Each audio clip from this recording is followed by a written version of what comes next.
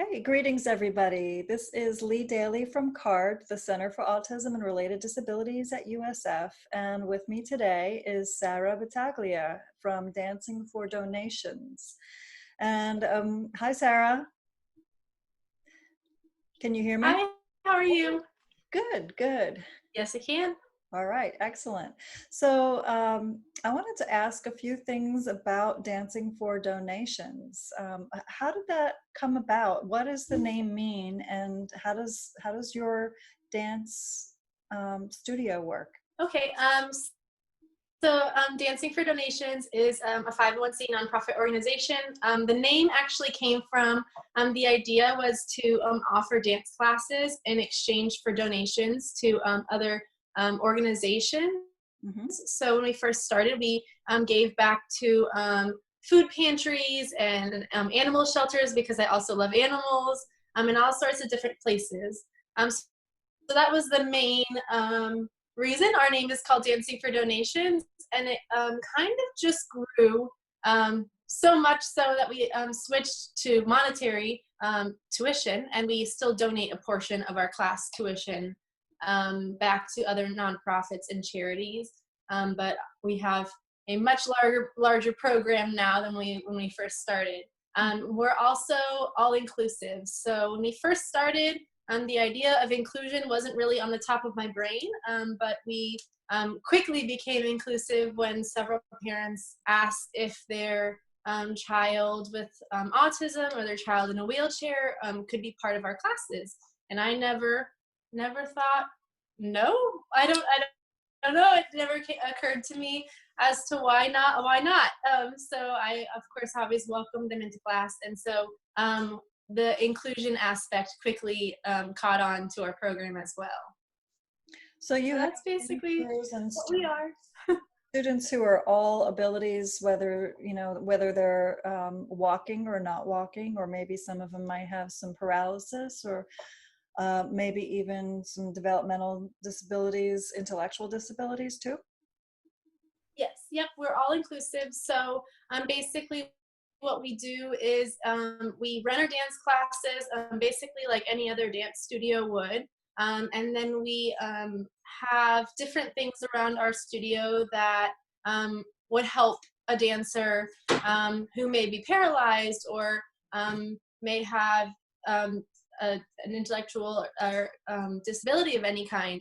So we pair some of the dancers with buddies. So that's one of the things that we find really effective is having an extra teacher or class assistant in our classrooms to help any dancers who need help, whether that be just a dancer who lacks focus or a dancer who may be paralyzed and the teacher can kind of help move limbs for them. And then we also have, little sensory kits, social stories, which you guys made for us, all sorts of different things around our studios kind of just help us remain inclusive.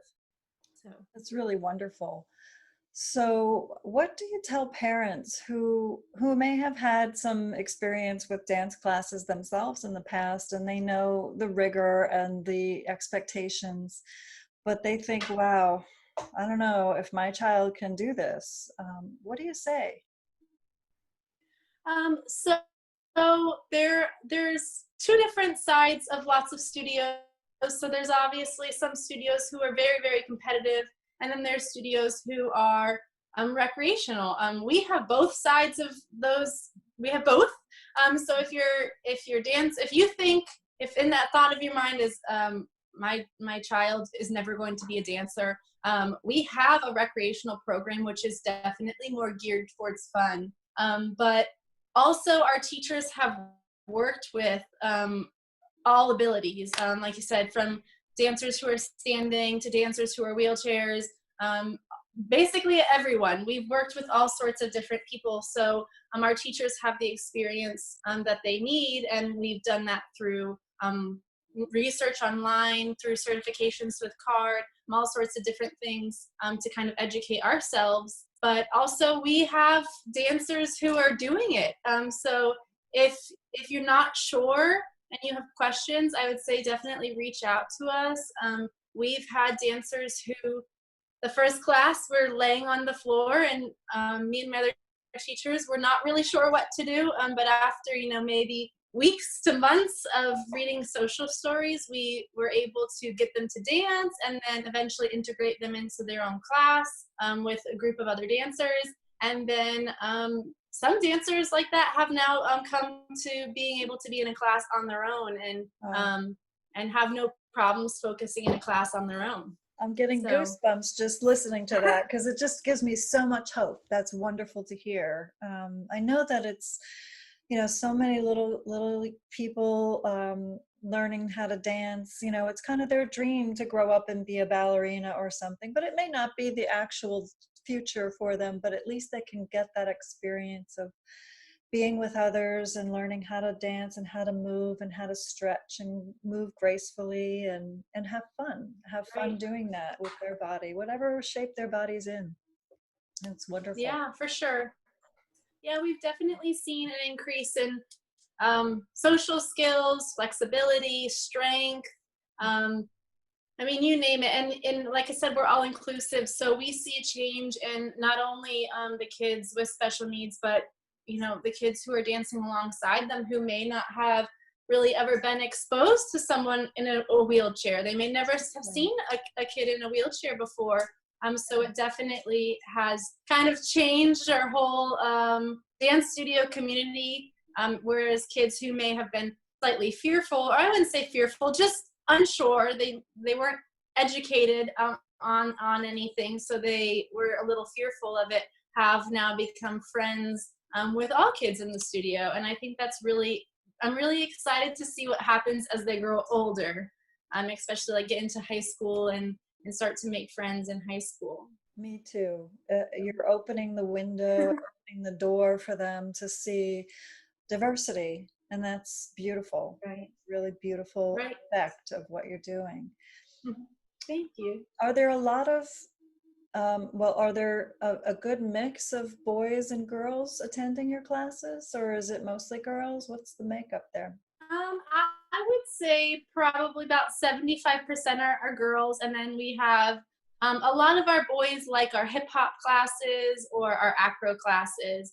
Those are definitely the two most popular for the boys. And then obviously ballet and acro seem to be very popular with the girls. But yeah, we have boys and girls and all of our classes, all different genres. So yeah. And how about ages? What are the ages that people usually are? We suggest 3 to start, but we have had a few 2-year-olds who jump in and do great. And then we have all the way up to adults. We have an adult ballet class, so we have all sorts of ages as well. That's wonderful. And they're all inclusive, all of these classes. Right? Yep. That's great. Yes, they are. Wow. So that's why you're an autism-friendly business, because you're an all-inclusive business. You are everything-friendly business. We try to be, yeah. We appreciate that so much, and your thoughtfulness to run online classes during this time when people are socially distancing because of COVID. It's wonderful to see that too. So I just loved seeing you put that out there, and just keep going. Don't let things stop you like a little virus, right? Thank you. Yeah. But hopefully we'll be opening again soon. Yeah, I hope you will be. But thank you for keeping going online so that people can, they have something to do, because, a lot of people are home now. Their families are home. Children don't have a lot of activities to do that are Right. physical, much more sedentary, sitting in front of the computer. And I think it's great to give that, that physical activity and that focus. Yeah. Keep that discipline going. It's great. Mm-hmm. I had a question now. How do you think the rest of dance teachers, dance studios across the nation, across the globe, can learn from what you're doing? How can they also learn how? I mean, it's great that you're doing it, and I love that you're doing it, but I know that, you can't serve everybody. So what would you suggest for some of these other studios to do so they can also be all inclusive? Well, actually, I am creating a online dance studio training to help help educate dance teachers and dance studios on making your studio more inclusive. So I'm hoping to reach out to interpreters and some therapists, and obviously CARD-USF, and kind of put together something that dance teachers can access that educates them. When I first started, there was not much education specific to dance teachers and dance studios on being inclusive. We reached out to CARD-USF pretty early on, and became autism friendly through you guys. But then, you have dancers in wheelchairs and dancers who may be missing a limb, and how do you work with someone who may be in a wheelchair? A lot of dance teachers aren't trained in that area, so we are very creative, so that definitely helps to be creative in what you're doing. But I also think it's helpful to have maybe somebody who's already experienced it and already kind of figured it out to help. So I'm starting to create an online program. It's going to be called A More Inclusive Studio. I wanted to make it simple but meaningful, and I'm hoping to get some more teachers and studios certified to kind of open the doors for more kids kind of all over the world, because we're just local to Brandon, but I would love to see it. I'd love to see it more places, in dance studios, dance competitions, dance conventions, have an option for all abilities, to have more inclusive activities. Absolutely. I love that idea that you're willing to share what you know and spread it, and that's wonderful. So I hope you have great success with that, and CARD will certainly do whatever we need to do to help you make that a success, because we believe in inclusion across the globe. So hopefully we'll see that someday. Very soon. I sure hope so. Yeah. It's starting to come, I think. It's definitely coming, but Yeah. a little push in the right direction, which CARD, of course, always does. And I'm hoping we can kind of do something similar to CARD, specific to dance studios. So yeah. Well, that's great. Thank you so much for your time today, and for sharing with us the great news about your studio and things expanding there in terms of teaching other studios to include people of all abilities, and for the great work you're doing for our community as well as an autism friendly business. Thank you. Thank you. Thank you for the opportunity to let me tell you. You're welcome. All right.